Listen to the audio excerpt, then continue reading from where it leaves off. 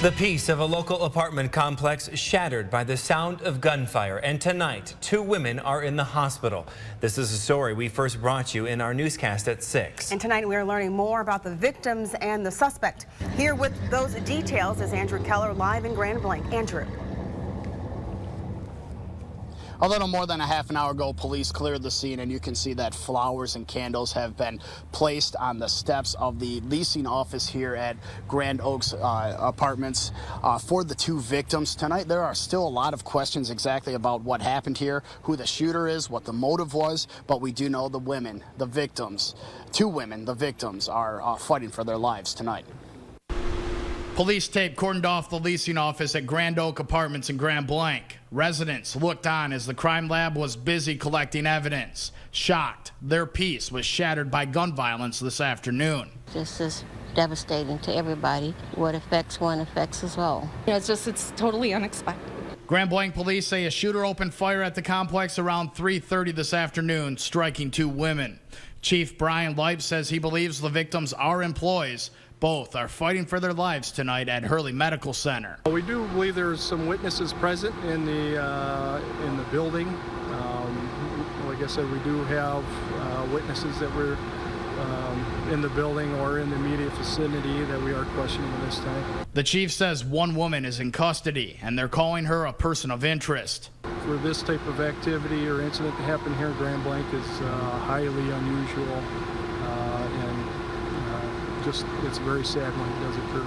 And as police worked the scene, residents say they could have never expected something like this to happen so close to home. Yeah, it's just crazy. Just something like that could happen so, 100 feet over there. The world needs to love each other. We need peace. Stop hurting each other. And Chief Leip, who was the chief in Saginaw before taking the job in Grand Blanc, says that this is the first shooting he's had to investigate since becoming the chief here in Grand Blanc 2 years ago. And he says, obviously, tonight the investigation continues, and they will try to determine if that person of interest is the shooting suspect in this case. Live in Grand Blanc, Andrew Keller, WNEM-TV5. All right, Drew, thank you for that. Switching gears, we may have to bring out the umbrellas as you take this live look over Saginaw and Midland tonight. Chief Meteorologist Brian Bachman is here with some potentially welcome news. Hi, Brian. Hi there, David. That's right. Some storm chances coming back into the picture, especially tomorrow, but through the second half of the week. And as you can see here, with our rainfall deficit still going just since the start of June for the meteorological summer season, it just isn't getting any better in Flint. We're up to a deficit now of 3.81 inches just over the span of the last 2 months. Saginaw's made a little bit of headway, but you can still see running about 0.6 of an inch below average. So any rain we can get at this point, certainly welcome news. And it looks like we do have that in the forecast. As for your first 1-5 sky tracker, a couple of scattered showers working their way through the UP. That's not going to be a factor tonight, but by lunchtime tomorrow, when we quickly jump back to 84, could see the first of a round of storms. We'll have that coming up in your full forecast. Thank you, Brian. Investigators say they have busted a man who went on a crime spree targeting several vehicles and homes. 22-year-old Jonathan Radabaugh from the Weedman area in Isabella County today was formally charged with breaking and entering, larceny, and home invasion. Now, the incidents occurred in and around Lake Isabella.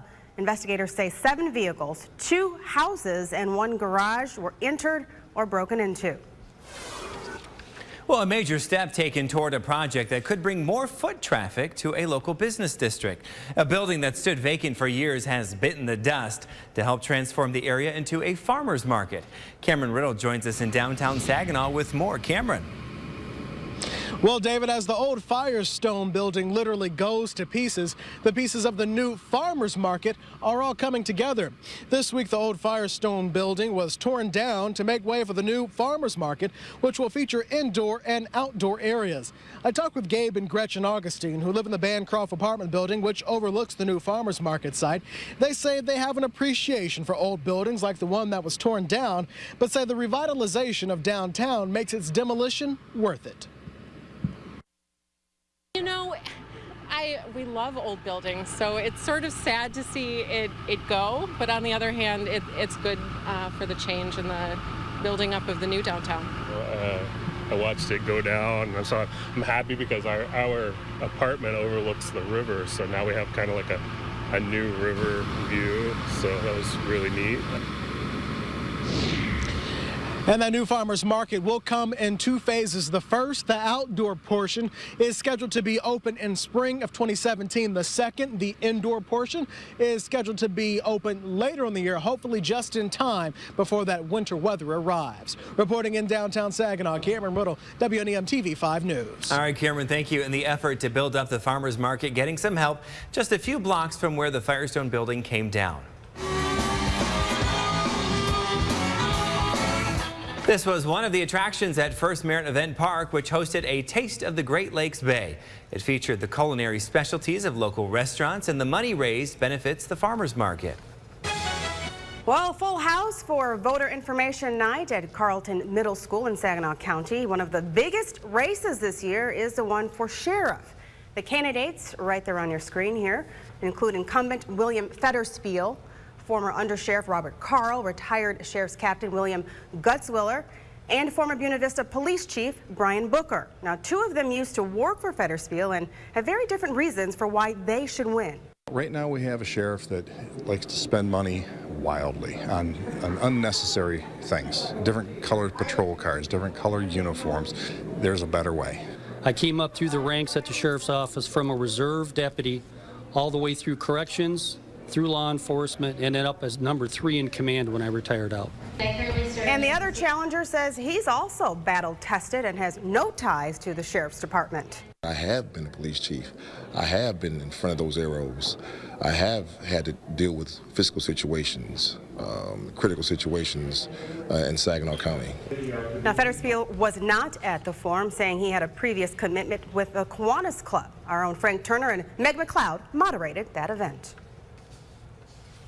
Well, a live look over Saginaw, where it soon may cost more to ride the bus. A proposal under consideration would raise the fare to $1.50, up from $1.25 right now. The money would go toward bringing back service on Saturdays. The STARS Board of Directors plans a public hearing on the matter. Time and location are not yet finalized. Well, who do you turn to when your regular babysitter isn't available? It's just really hard to find somebody that you trust. Not anymore. Find out about a new app that puts you in touch with someone with a good reputation. And a live look now over the Wells Fargo Center in Philadelphia, where day 2 of the Democratic National Convention has just wrapped up. We have all the highlights straight ahead. Plus, you know, she could have really fallen and broke a hip or something worse. Do you worry about a loved one in a nursing facility? Is it safe for them to live there? Tomorrow at 11, a TV5 I-Team report grading local nursing homes.